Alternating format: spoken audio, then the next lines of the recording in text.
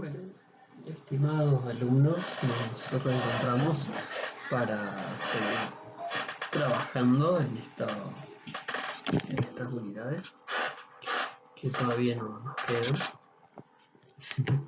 por así decirlo. La unidad que nos toca trabajar hoy es la unidad 10, que es el objeto de la relación jurídica, patrimonio. ¿Sí? En este sentido, podemos trabajar desde las vías, todo lo que es la parte eh, teórica, por así decirlo, la primera parte de lo que es digamos, el patrimonio. ¿Sí? Tiene un desarrollo en cuanto a las teorías, en cuanto a cómo nosotros podemos conceptualizar lo que es el patrimonio. Si bien ha habido ciertas modificaciones, ciertos cambios, en cuanto a las teorías no encontramos cambios sustanciales que podamos charlar en estos encuentros. Sí, por lo tanto ustedes van a poder utilizar lo que es el libro de Zambías. Revisando la bibliografía, he encontrado algunos ejemplos de las partidas. Eso lo vamos a trabajar en la unidad 13 cuando hablemos de los instrumentos. Quería comentarles eso. Ya les voy a pasar los prints de pantalla para que ustedes puedan observarlo. ¿Sí? Bueno, ¿qué es el patrimonio? Nosotros hemos trabajado el patrimonio como un atributo de la persona, por eso está ligado indescindiblemente a ella. La ausencia de bienes no tiene que ver con la inexistencia de patrimonio, es decir, nosotros todas las personas tenemos patrimonio, podemos solo tener bienes que constituyan ese patrimonio. ¿Sí? Esta base filosófica se debe a Audrey Rod, que son franceses, que elaboraron con toda precisión la teoría del patrimonio. ¿Sí?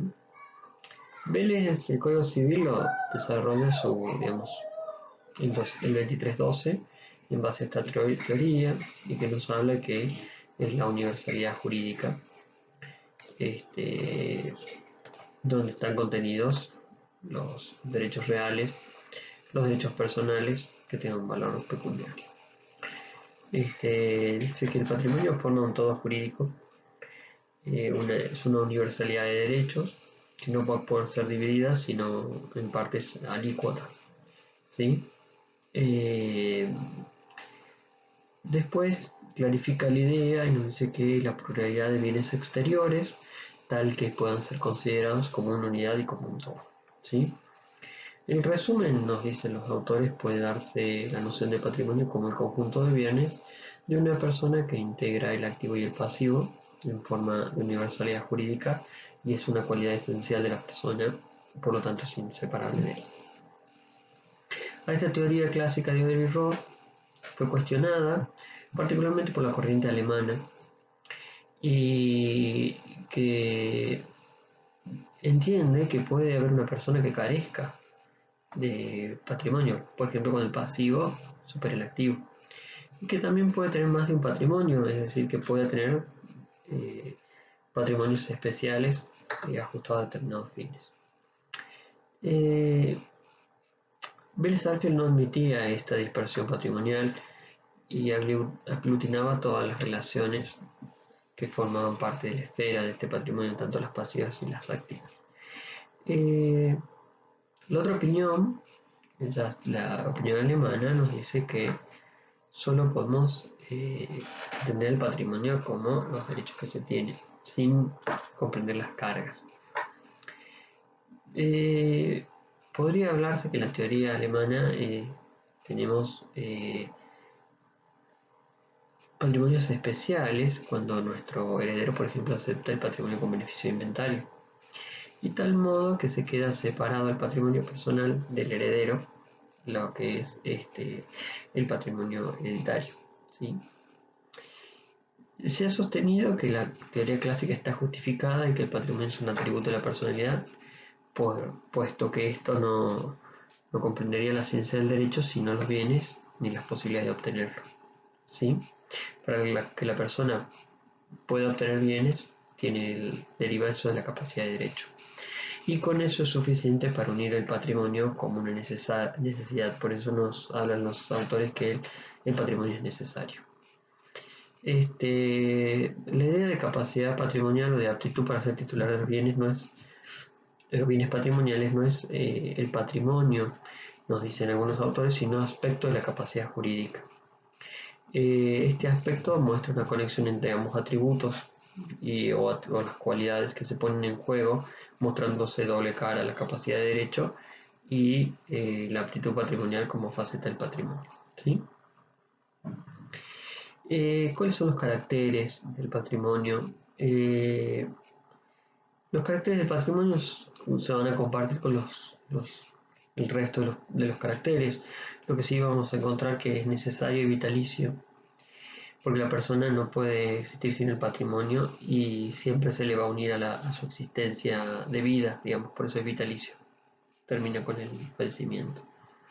Es único, porque no hay solamente un patrimonio, dice la persona, aunque podría haber una duplicación cuando el régimen lo permita. No obstante, no tiene una naturaleza jurídica diferente. Es inalienable y es absoluto. Está fuera del comercio del patrimonio. No obstante, los bienes que forman parte del patrimonio sí van a poder ser vendidos. Hay autores que nos dan una característica de universum ius, una universalidad de derecho. ¿Por qué? Porque está compuesta por una pluralidad de bienes y que esto es una unidad conceptual del conjunto del que llamamos patrimonio. En tal concepto no entrarían elementos particulares determinados ni la suma ni la resta, sino una unidad ideal de todo. ¿Sí? Sería un objeto jurídico particular. También hay una cuestión que nosotros trabajamos en la parte final de la unidad, que nos habla del patrimonio como prenda común de los acreedores. Sobre esto ya vamos a volver cuando empecemos a terminar nuestra clase. No sé si vamos a llegar con el tiempo, pero bueno, vamos a intentar. Sí, queridos alumnos. Bien, esta es la primera parte en cuanto el problema de nuestro derecho y los caracteres del patrimonio. ¿Qué nos va a decir el Código Civil Comercial? A partir del título tercero, más o menos en el artículo 225, nos empieza a hablar de los bienes, ¿sí? Pero antes nosotros vamos a tener una pequeña definición que la vamos a buscar en la primera parte del Código Civil Comercial. Y es cuando nosotros trabajamos la titularidad de los derechos, ¿sí? En el artículo 14 nosotros vemos los derechos individuales y de incidencia colectiva. Son los derechos subjetivos, ¿sí? Seguidamente en el artículo 15 vamos a ver la titularidad de los derechos, ¿sí? Que nos habla de que las personas son titulares de los derechos individuales sobre los bienes que integran su patrimonio conforme a las disposiciones que establecen este código. Ahí nosotros ya vamos a tener, digamos, dentro de lo que es la titularidad de derechos, ya la mención del patrimonio, ¿sí? Y el artículo 16 nos habla de los bienes y las cosas. Dice que los derechos referidos en el párrafo 15 pueden recaer sobre bienes susceptibles de valor económico. Los bienes materiales se llaman cosas. Las disposiciones referentes a las cosas son aplicables a la energía y a las fuerzas naturales susceptibles de ser puestas al servicio del hombre. Acá nosotros vamos a tener que los derechos que se refiere el primer párrafo del 15, que son los derechos individuales sobre los bienes que integran su patrimonio, van a recaer sobre bienes susceptibles de valor económico, ¿sí? Los bienes materiales se llaman cosas. Y hay bienes inmateriales, ¿sí? Por lo tanto, tenemos una pequeña clasificación que le hemos trabajado siempre en esta materia. Cuáles son las cosas y cuáles son los bienes inmateriales, ¿sí? Los bienes materiales llamamos cosas. Y los bienes pueden ser inmateriales también. Sí, esa es una pequeña clasificación que hay que tenerla en cuenta. Bien. En realidad no es algo que nosotros no hayamos trabajado cuando hablamos del Código Civil. El Código Civil nos hablaba también de las cosas, objetos materiales o inmateriales. Lo que sí nos llamaba la atención de que las cosas y los bienes eran definidos como, digamos, las cosas como objetos materiales susceptibles de tener un valor apreciable en directo. Ahora, en este caso, el Código Civil Comercial aparentemente lo ha ampliado también a bienes que tienen la susceptibilidad de apreciación pecuniaria. ¿Sí?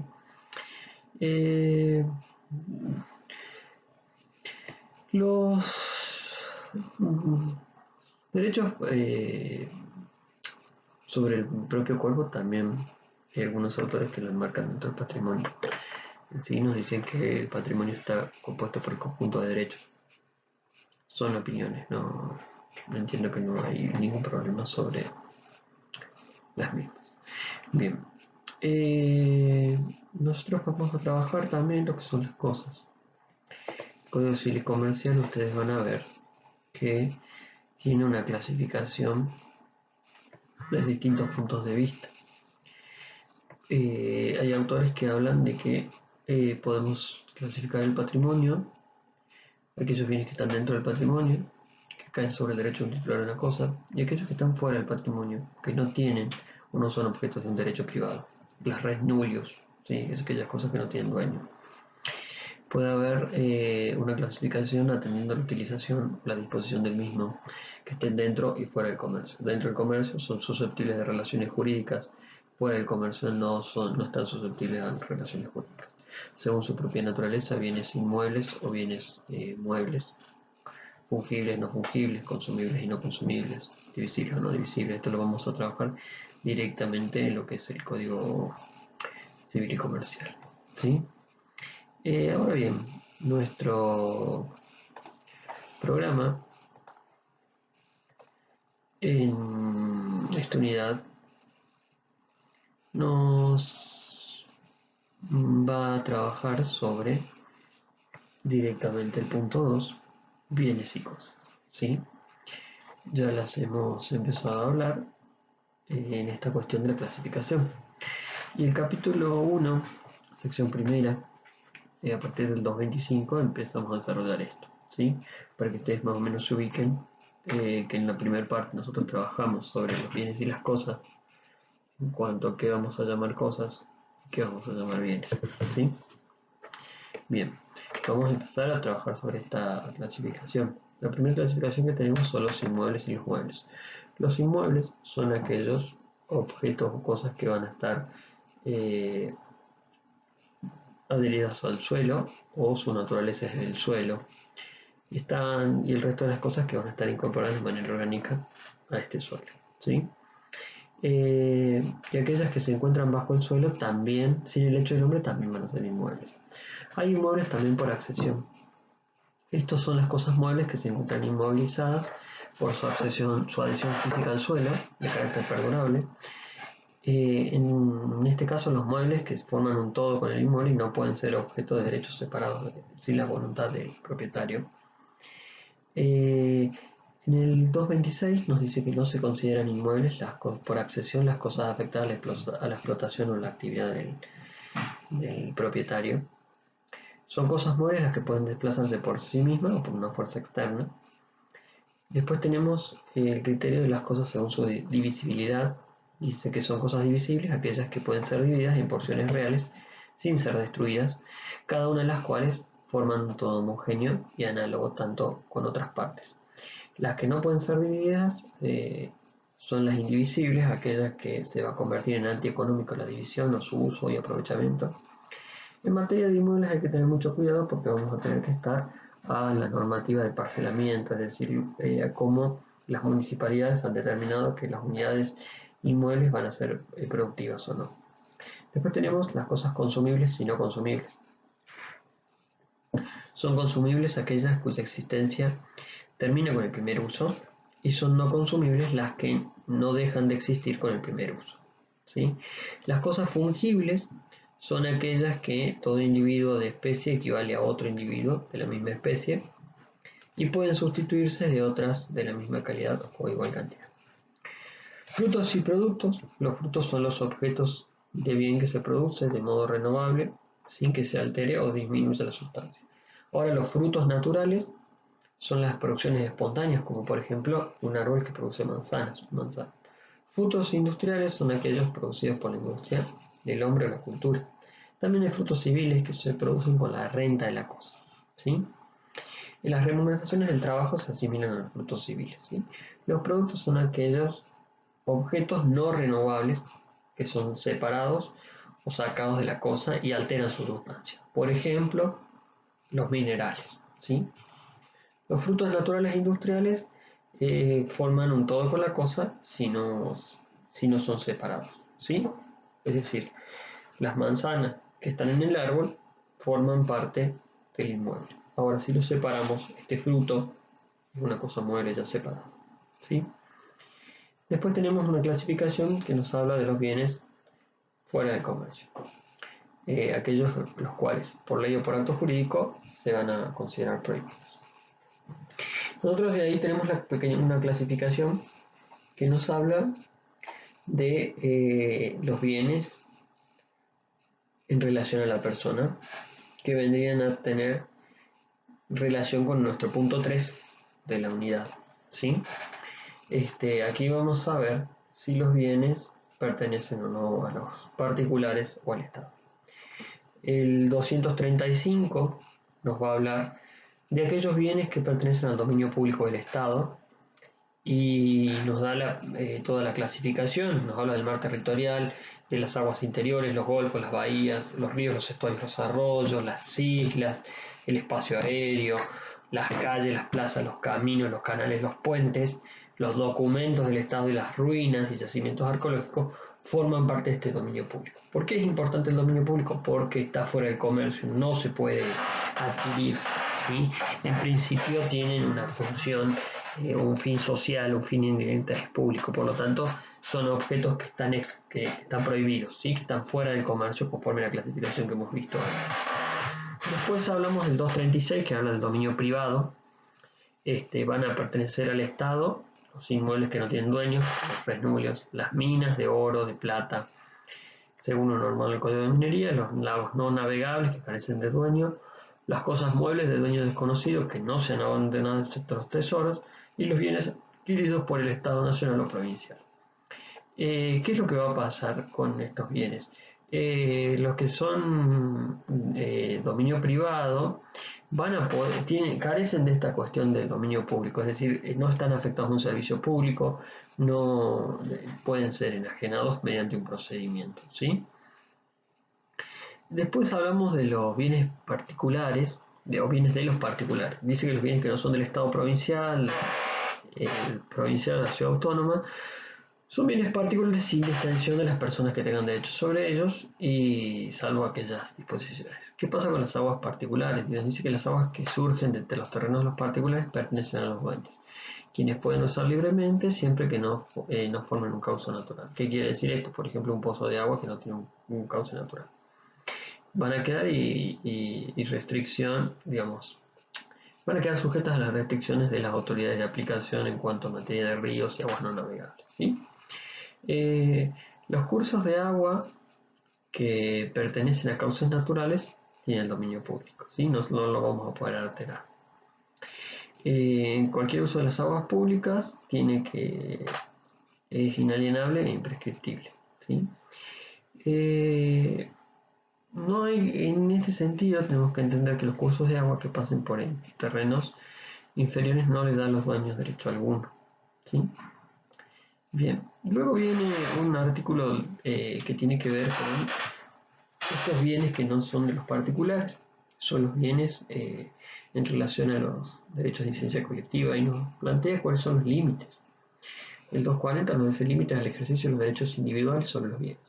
El ejercicio sobre los derechos individuales sobre los bienes mencionados en la sección primera y segunda deben ser compatibles con los derechos de licencia colectiva. Debe conformarse a las normas de derecho administrativo nacional y local dictadas en el interés público y no debe afectar el funcionamiento de la sustentabilidad de los ecosistemas, biodiversidad, agua y los valores culturales del paisaje, entre otros.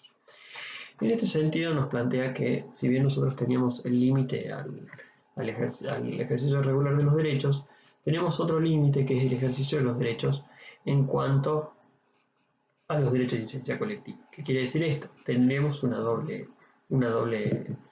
límite, una doble limitación, tanto lo que es el ejercicio de los límites en cuanto a los derechos de licencia colectiva y el límite en cuanto al ejercicio del ejercicio regular del derecho individual. ¿Sí?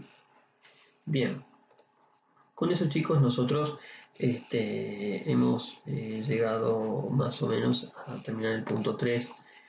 Nos quedaría en cuanto a, para no ampliar tanto en esta clase, vamos a cerrar acá. Seguramente vamos a retomar en la próxima clase, donde nos hayamos quedado con un pequeño repaso. Nos quedaría, bueno, 2 puntos, la mitad de la unidad. Así que estaríamos bastante avanzados. Así que, bueno, estimados alumnos, espero que lo de hoy no les haya sido muy pesado, es bastante interesante. Sobre todo la parte de lo que son bienes nos faltó bienes registrables y no registrables. No es una clasificación que esté ahí, que hayamos mencionado. Los bienes registrables son aquellos que tienen un registro especial y todo lo que sea modificación de derechos va a tener que estar inscripto. Por ejemplo, los bienes inmuebles en el registro de la propiedad inmobiliaria, el registro de la propiedad, que funciona en la dirección de inmuebles. Hay bienes registrables, bienes muebles registrables, aquellos que tienen determinado valor, por ejemplo los automotores, las motocicletas tienen un registro que lo deben conocer, están los registros nacionales de la propiedad automotor. También hay otros bienes registrables que por una cuestión de su valor, por ejemplo los equinos de pura sangre, también son registrables. Esos serían por su valor económico. Tienen distintas regulaciones en cuanto a los distintos regímenes, tanto el régimen de la propiedad inmobiliaria se rige por un registro provincial y el régimen de la propiedad automotor por un registro nacional. Son bienes reales, que no obstante podemos hablar que porque un registro nacional es de los bienes muebles de los automotores, porque el automotor es un bien que tiene mucho valor, es susceptible de muchos ilícitos y a su vez se desplaza. Por lo tanto, tiene que haber una centralización en cuanto a la identificación de quiénes son los propietarios de este tipo de muebles. Así que bueno, queridos alumnos, vamos a continuar en la próxima clase con el desarrollo de esta unidad. Siempre es muy grato para mí conectarme con ustedes, así que les dejo muchos saludos.